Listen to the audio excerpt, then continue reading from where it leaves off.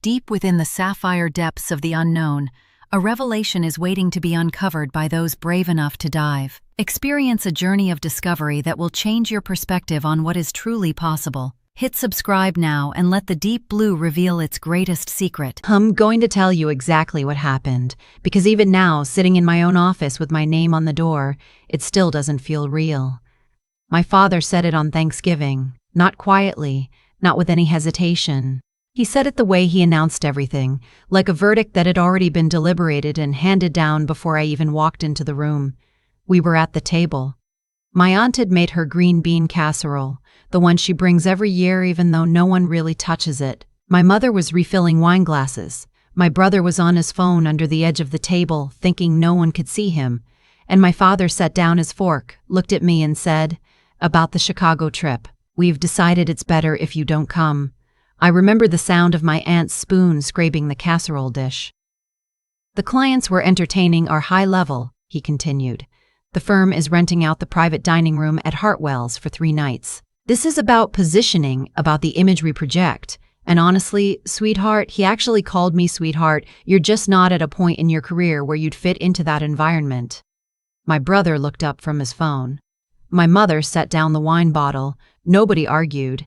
"You understand," my father said. It wasn't a question. I nodded once. I picked up my fork and kept eating. I did not cry. I did not explain. I did not tell him that I already had a reservation at Hartwell's. That I had, in fact, co-signed the lease on the private dining room 2 years ago when the owner was looking for investors and couldn't find any. I let him believe he had dismissed me cleanly, the way he always had. I let the conversation move on to my brother's new promotion, his company car, the corner office he'd been given at 31 because our father had put in a word. I finished my turkey. I thanked my aunt for the casserole, which was fine. I drove home in the dark. I'm going to back up, because you need to understand what Hartwell's is before this story makes sense. Hartwell's is a private dining establishment in the Gold Coast neighborhood of Chicago. Not a restaurant exactly, more than that. Members only for the main dining room, available by reservation for private events, with a sommelier on staff and a kitchen run by a chef who had a 2-year wait list at his previous restaurant in New York. The building itself is a converted 1920s bank. The original vault is still there, used now as a wine cellar. When you eat dinner at Hartwell's, you feel it. The weight of the ceiling, the proportions of the room, the sense that whatever you're doing there matters. I first visited Hartwell's as a guest, 3 years before that Thanksgiving. I was 29. I'd been working in hospitality finance for 6 years by then, first at a firm in Cincinnati and then on my own, consulting for independent restaurant groups and private clubs that needed someone to look at their numbers honestly. I was good at it. Nobody in my family knew exactly what that meant. My father had always referred to my work as that restaurant stuff, with a tone that suggested he was being charitable by not saying something worse. The owner of Hartwell's was a woman named Frances, 62, impeccably dressed, the kind of person who makes you straighten your posture when you enter a room. She had built the place from nothing and run it beautifully for 17 years, but the post-pandemic recovery had been brutal, and she needed a capital partner to stabilize operations and fund an expansion into private event hosting. A mutual contact introduced us. We met twice. Then she showed me the books. I put in $340,000. It took me 4 years to save that, and it represented most of what I had. Frances was direct about the risk, and I respected that. I believed in the place. I believed in her. By the time my father told me I didn't fit the environment, Hartwell's had paid back my initial investment and then some. I held a 35% ownership stake. Frances and I spoke on the phone every 2 weeks. I knew the name of the chef's daughter, the night manager's commute, the specific bottle of Burgundy that the head of Midwest operations for a major law firm ordered every time he came in, which was often. My father had no idea. He had no idea because I had never told him. At first, it was simple. I wanted something that was mine, untouched by his opinions. He had spent my entire childhood explaining to me, in the patient tone of a man who considered himself generous for explaining it all, that I was not quite practical enough, not quite impressive enough, not the kind of person who would end up somewhere. My brother was the one who would end up somewhere. My brother was the one who had the right instincts. I was the one who studied too hard and laughed too loud and didn't know how to work a room. Later, keeping it private became something else, a test. I wanted to know if they would ever value me for who I was before they knew what I had. They never did. So I stopped expecting them to. When I got home from Thanksgiving, I texted Frances, "My family is booking the private dining room for 3 nights next month. They don't know about me. Is it possible to keep my name off the booking confirmation?" She replied in 4 minutes. "Already noted. See you then." I booked a room at the hotel across the street. The thing about Chicago in December is that it's cold in a way that feels personal. The wind off the lake doesn't just chill you, it presses against you like it's making a point. I arrived 2 days before my family, which gave me time to meet with Frances, walk through the space, and sit in the wine cellar for 20 minutes just breathing. I had spent money on a dress. Navy, fitted, simple. I wanted to look like someone who belonged somewhere, which is to say, I wanted to look like myself. My family checked into their hotel on a Thursday evening. I knew which hotel because my brother had mentioned it at Thanksgiving, a newer property downtown, the kind of place that had a rooftop bar and charged $22 for a cocktail. I had nothing against it. I had stayed there myself once. I saw them arrive. I happened to be walking back from a coffee shop when the car service pulled up. My father got out first, the way he always did, straightening his coat before he'd fully cleared the door. My mother followed, carrying the small tote bag she brought on every trip. My brother was last, already on his phone, rolling his suitcase with one hand. They didn't see me. I watched them walk into the lobby and felt something clarify in my chest. Not anger, not satisfaction, just clarity. They were here. I was here. The restaurant where my name was on the ownership documents was 2 blocks away. Everything that was about to happen was simply the truth, made visible. The first night, I didn't go to Hartwell's. I ordered room service and read a novel and went to sleep early. I had learned over years of building things quietly that patience is not the same as passivity. You can choose when to let the truth enter the room. The second night, I put on the navy dress and walked over. Frances was near the entrance when I arrived. She greeted me the way she always did, warm, specific, not performative. "Your favorite table is ready," she said, "and I had them pull the sincere you asked about." I followed her into the dining room. My father was already there. He was at a table near the window with 3 men I didn't recognize, clients presumably from the way he was holding his wine glass, slightly too deliberately, the way he did when he was performing expertise.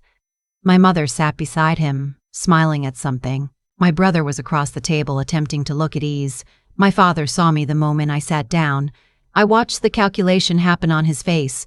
Confusion, then the careful neutral expression he used in professional settings when something surprised him. I gave a small wave, nothing pointed, nothing triumphant, and turned to read the menu I had already memorized.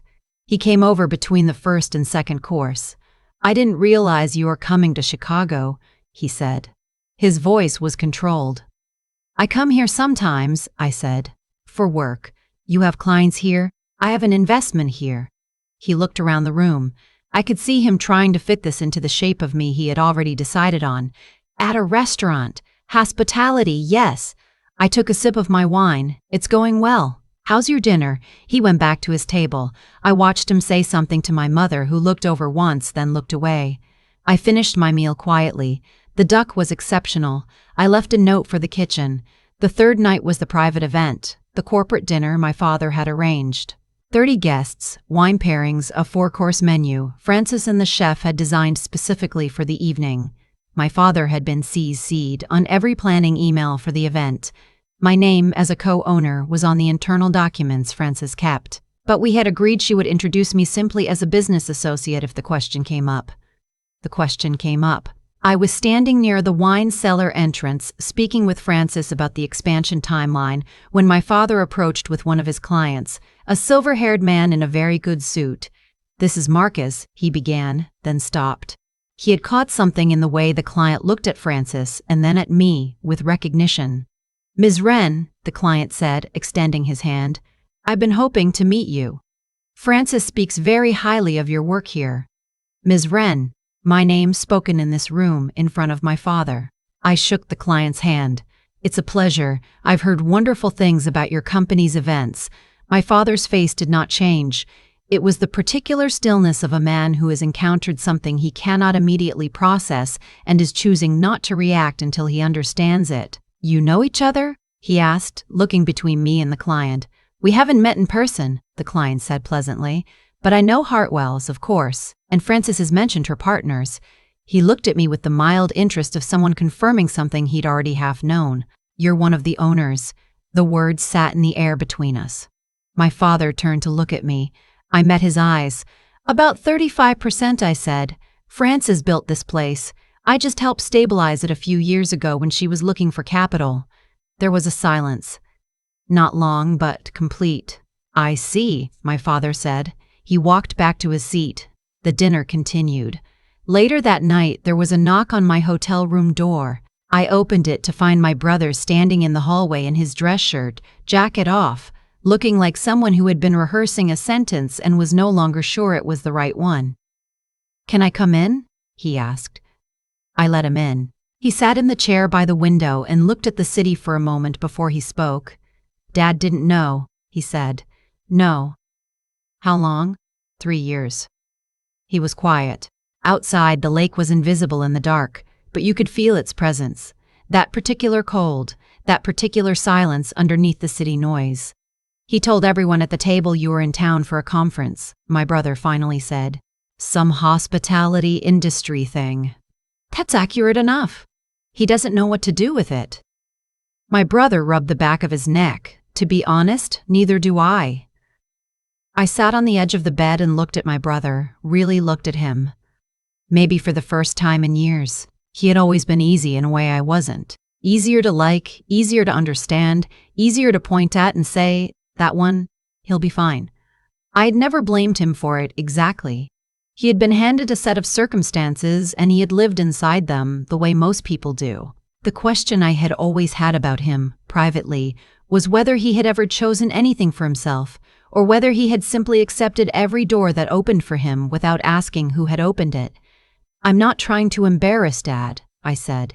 "I never was. I wanted you all to see me clearly, without the filter." My brother was quiet for a long time. Then he said, "I didn't know you had this. I didn't know you were building this. You never asked." He looked down at his hands. That was true, and he knew it, and I wasn't going to soften it for him. He had not asked about my work in any real way in probably 5 years. He had asked if I was still doing the restaurant thing the way someone asks if you're still doing a phase you should have outgrown. "I'm sorry," he said. It was brief and it wasn't decorated, which is why I believed it. "I know," I said. "Get some sleep." My father came to me the next morning at breakfast, not at my hotel, but at a coffee shop near the venue, where I had gone specifically because I knew he took a walk every morning when he traveled and this was on his route. Some things you learn just from paying attention. He sat down across from me without asking. He ordered a black coffee from the server and then he looked at me for a moment in a way that was different from the night before. The professional composure was still there, but something underneath it had shifted. "The investment," he said. "It's real." "Yes." "You did this on your own." "I did." He nodded slowly, the way he did when he was working through something he hadn't been given a framework for. My father was, in many ways, a man built entirely of frameworks. He knew how to assess someone's value when they fit into a recognizable category. I had never fit into one, and so he had defaulted to less than. "Why didn't you tell us?" he said. It came out more like a statement than a question. "Would you have believed me?" He started to answer, then stopped. "You would have had questions," I said. "You would have involved yourself. And then if anything had gone wrong, it would have been a story about how you'd warned me, or it would have become something that needed your input to be legitimate." I wrapped my hands around my coffee cup. I needed to do this in a way that was entirely mine, good or bad. "We talked about you at that table like you were—" He stopped again. "Like I was someone to be managed," I said. "Yes, I know. I was there." My father is not a man who apologizes easily. He wasn't raised to be, and he has spent 64 years reinforcing the walls around that particular room. So what happened next was not a full apology, and I didn't expect one. What happened was this. He picked up his coffee cup, held it for a moment, and said, quietly, "I've been wrong about some things." That was all. But he meant it. I could tell he meant it, because he didn't follow it with an explanation or a caveat or a pivot to something else. He just let it sit there in the cold morning air in the coffee shop 2 blocks from a restaurant that I partially owned, and he let it be true. I didn't tell him everything was fine, because it wasn't.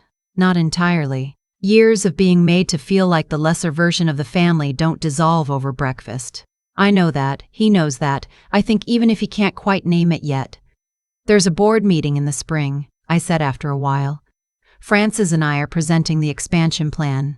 If you want to understand what I actually do, you could come." He looked at me. Something moved through his expression that I had never seen directed at me before. Something that was adjacent to respect, still finding its shape. "I'd like that," he said. "My mother called me 2 days after I got back to Cincinnati. She is, in some ways, harder to have this conversation with than my father, because her version of diminishing you is always wrapped in concern. It was never that she didn't love me. It was that love, in her vocabulary, meant worry, and worry meant guidance, and guidance meant a very specific idea of what my life should look like, which did not include owning 35% of a private dining establishment. "I've been thinking," she said, which was how she began most conversations that she had been preparing for. "I know," I said. "I didn't know you were unhappy." "I wasn't unhappy. I just wasn't unsate." There was a pause. "My mother processes things in long, quiet stretches. She always has. I told myself we treated you the same," she said finally. "I genuinely believe that, and then your brother said something last night and I started going back through things and I don't think we did." I didn't say anything. "Your graduation from Ohio State," she said. "We left early. Do you remember? Your father had a client call." I remembered. I had walked across that stage and looked into the audience and they had already gone. My roommate's parents had taken me to dinner. "I remember," I said. She was quiet for a moment. I could hear her breathing carefully. "I'm sorry, Elaine." My name in her voice with no instructions attached to it, just the name and the sorry. "Thank you," I said. "That means something." It did. I'm not a person who needed the apology to complete something. I had completed the important things on my own, in conference rooms and early mornings and years of eating lunch alone and doing the work. But there is a difference between not needing something and not being moved when you receive it. I was moved. I let myself be. In the months after Chicago, things shifted in small ways. My father sent me an article about restaurant investment trends, not forwarded with some advice attached, just forwarded with "thought of you." My brother texted me when he passed a Hartwell's write-up in a Chicago magazine, which was, "Is this you?" with 3 question marks, which is the most genuine thing he had communicated to me electronically in years. I said yes. He said, "That's actually incredible." I believe him. Francis and I presented the expansion plan in April. We're adding a second location, a smaller room, more intimate, focused on curated private events rather than a standing membership. I spent 4 months on the financial model. When we walked the board through it, the room was quiet in the specific way that rooms get quiet when people are paying close attention. My father came. He sat in the back row and he did not say anything during the meeting, which was the right call. Afterward, he found me near the window and he said, "The numbers are clean. You know what you're doing." Coming from him, that was a speech. I have thought a lot in the months since about what I actually wanted from that week in Chicago. I didn't go there to embarrass my family. I went because I had spent years building a life that was real and full and genuinely mine, and I had kept it separate from my family because their judgment had always made things smaller, and I was tired of things being made smaller. But somewhere in those 3 days, I stopped wanting them to simply see what I had built. I started wanting them to see who I was. That's a different thing. What you've built is evidence. Who you are is the thing underneath. I think they're starting to see it. My mother, most clearly. My brother, in his slow and well-intentioned way. My father, piece by piece, with the effort of a man who is trying to unlearn a very old habit, which is assuming that the people in the room who make the least noise are the least important ones. There is something I want to say to anyone who has spent years being the one in the family who doesn't quite fit the picture they've assembled on the wall. who has been managed, or gently dismissed, or told in 1,000 small ways that your place in the family hierarchy is somewhere near the bottom, who has done the work anyway and built the thing anyway and kept it quiet because you needed it to be clean of their opinions. You don't need their acknowledgement to validate what you've built. Let me be clear about that.